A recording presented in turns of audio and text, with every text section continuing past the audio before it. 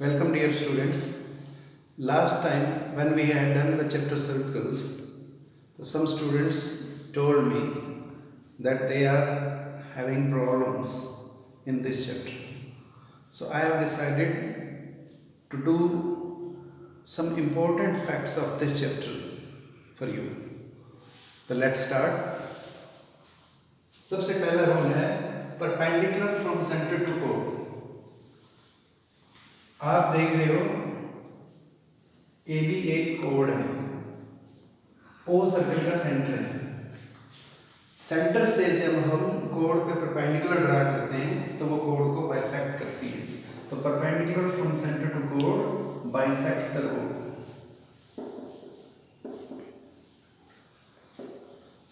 अगर इस केस में ए बी अगर आपको 10 सेंटीमीटर दे रखी हो तो OM is perpendicular to AB. Therefore, AM equal to half of AB. Reason: perpendicular from center to chord bisects the chord. AB हमारे पास 10 सेंटीमीटर है, AM की लेंथ 5 सेंटीमीटर हो जाएगी. जिस तरह से AM 5 सेंटीमीटर है उसी तरह से BM भी 5 सेंटीमीटर हो जाएगी. Similarly, BM is also 5 centimeter. So you can write here BM equal to AM equal to half of AB. तो AM और BM दोनों 5 सेंटीमीटर हो जाएंगे. अब इसका कन्वर्स क्या बनेगा वो आगे देखते हैं. अब हम इसका कन्वर्स देखते हैं. मान लेते हैं AB एक कोड है. AB का मिड पॉइंट M है, O सर्कल का सेंटर है. अगर हम O को M से ज्वाइन कर देते हैं तो OM परपेंडिकुलर AB हो जाएगा. Let M is mid point of कोड AB and O is center of the circle. O is the center of circle. Therefore, OM is perpendicular to AB. तो क्या रूल हुआ? Line segment joining mid point of कोड to centre of circle is perpendicular to the chord. जो line segment कोड के mid point को centre से join करेगी वो कोड पे परपेंडिकुलर होगी. ये रूल बन गया.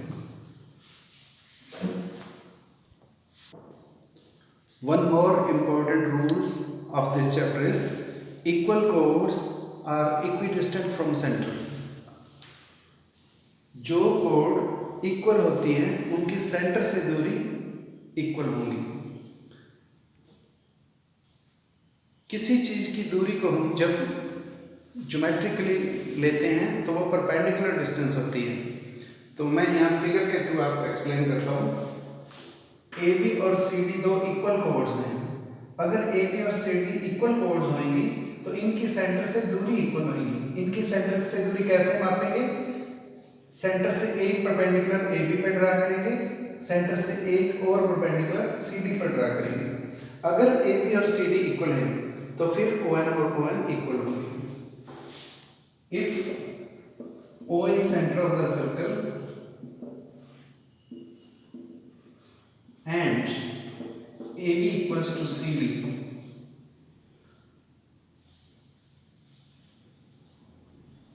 एक चीज और भी लिखना पड़ेगा. OM perpendicular to AB, ON perpendicular to CD, and AB equal to CD. Then OM equals to ON. क्योंकि AB और CD इक्वल हैं इसलिए इनकी सेंटर से दूरियां इक्वल होंगी. अगर AB 8 सेंटीमीटर है, CD भी 8 सेंटीमीटर है, तो AB की सेंटर से दूरी मान लो 3 सेंटीमीटर है. तो CD की सेंटर से दूरी भी 3 सेंटीमीटर की होगी। तो ये हो गया equal chords of a circle are equidistant from centre. अब इसका कन्वर्स भी लेते हैं। अगर कोड की सेंटर से दूरियां बराबर हैं तो कोड इक्वल होगी। Equal codes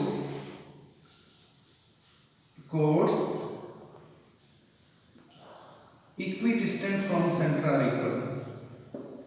Equidistant from center are equal.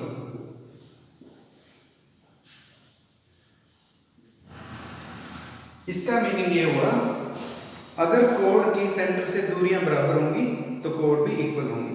मान लेते हैं AB की सेंटर से डिस्टेंस 3 सेंटीमीटर है, CD की सेंटर से डिस्टेंस 3 सेंटीमीटर है। अगर ये दूरी इक्वल है तो AB और CD आपस में इक्वल होंगे। Let O is center of the circle, OM is perpendicular to AB, ON is perpendicular to CD, and OM equal to ON. Then AB will be equal to CD. Reason chords equidistant from centre are equal. तो अगर मान लो A B यहाँ पे 10 centimetre है तो C D भी निकलेगी 10 centimetre. तो ये हमने क्या सीखा, जो कोड इक्वल होंगी उनकी सेंटर से दूरी इक्वल होगी। अगर कोड की सेंटर से दूरियां इक्वल हैं तो कोड्स इक्वल होंगी। तो ये दोनों रूल्स मैंने आपको बता दिए हैं। और next and very important rule is angle subtended by an arc at center is twice the angle it subtends at the remaining part of the circle. Figure के थ्रू आपको समझाते हैं। AB एक आर्क है, AB आर्क है, O circle का centre है। इस आर्क ने सेंटर पे एंगल AOB बनाया। आर्क AB ने सर्कल के सेंटर पर एंगल AOB बनाया। ये सर्कल का बचा हुआ हिस्सा हो गया। अगर आप आर्क ए बी लेते हो तो ये सर्कल का बचा हुआ हिस्सा हो गया जिसको मैंने डॉटेड कर दिया। अगर यही आर्क अब सेंटर के बचे हुए हिस्से पे कोई एंगल बनाती है तो वो एंगल इस एंगल का हाफ होगा। जैसे अगर ये एंगल 100 डिग्री का है तो एंगल ACB इसका हाफ हो जाएगा, मतलब 50 डिग्री का हो जाएगा। क्यों? क्योंकि इस आर्क ने सेंटर पे एंगल AOB बनाया, इसी आर्क ने बचे हुए सर्कल पे जिसको मैंने डॉटेड कर दिया है पे एंगल ACB बनाया, तो ये एंगल ACB एंगल AOB का हाफ होगा। ठीक है, तो इसमें क्या करेंगे, if O is center of the circle and C is a point on remaining part of the circle,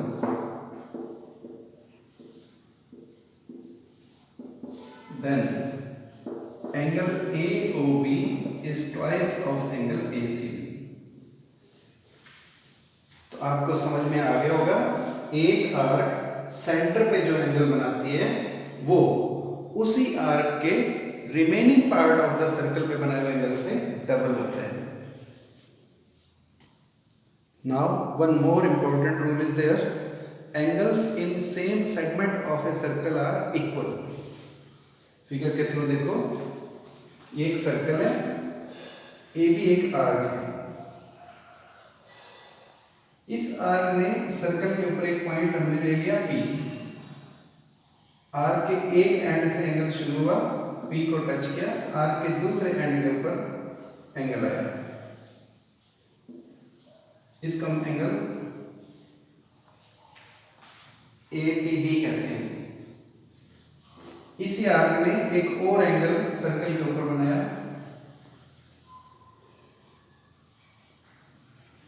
दोनों एंगल आर्क के एंड A से शुरू हुए, सर्कल को टच किया, B पर वापस आया।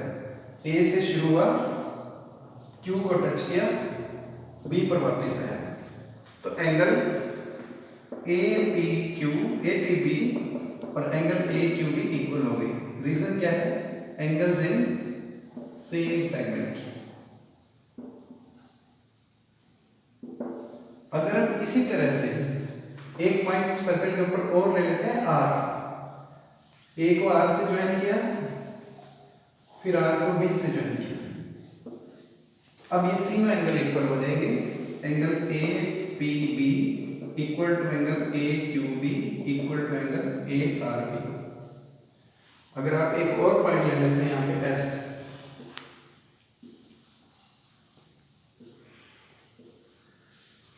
तो ये एंगल मिल के इक्वल हो जाएगा एंगल AS। ये सारे एंगल इन सेम सेगमेंट है, इसलिए सब इक्वल होंगे। पहचान क्या है? R के एक एंड से एंगल शुरू हुआ, सर्कल के ऊपर जो पॉइंट है उसको टच किया, B पर आया। A से स्टार्ट हुआ, पॉइंट को टच किया, B पर वापस आया। A से स्टार्ट हुआ, पॉइंट जो कि सर्कल पर है उसको टच किया, B पर वापस आया। ये पहचान है एंगल इन सेम सेगमेंट की। और जो भी एंगल इन सेम सेगमेंट होंगे वो आपस में इक्वल होंगे। Next rule is angles in semi circle is right angle. इस फिगर को आप देखिए, AB एक डायमीटर है, क्योंकि वो सेंटर में से निकल रहे हैं इसलिए डायमीटर हो गया।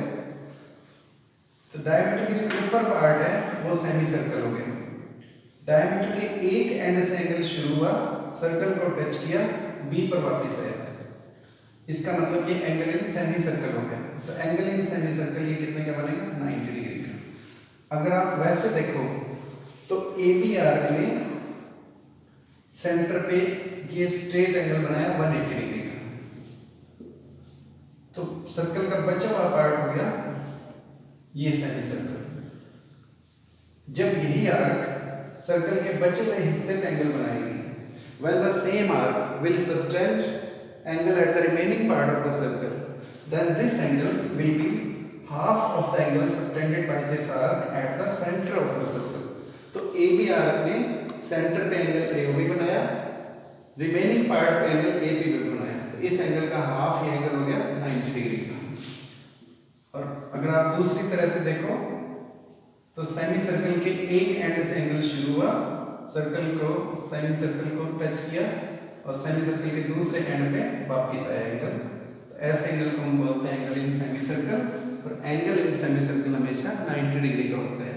क्यों होता है ये भी मैंने आपको बता दिया कि इस आर्क AB ने सेंटर पे एंगल AOB बनाया, बचे हुए सर्कल के पार्ट पे एंगल APB बनाया। तो एंगल APB इस एंगल का हाफ होगा, तो 180 का हाफ 90 हो जाएगा।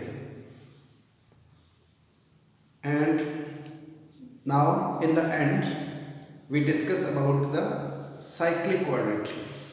जिस क्वाड्रिलेटरल के सभी वर्टिसेस सर्कल के ऊपर हों, जैसे ये एक सर्कल है, इस पे 4 पॉइंट ले लेते हैं A B C D। ABCD को ज्वाइन करते हैं।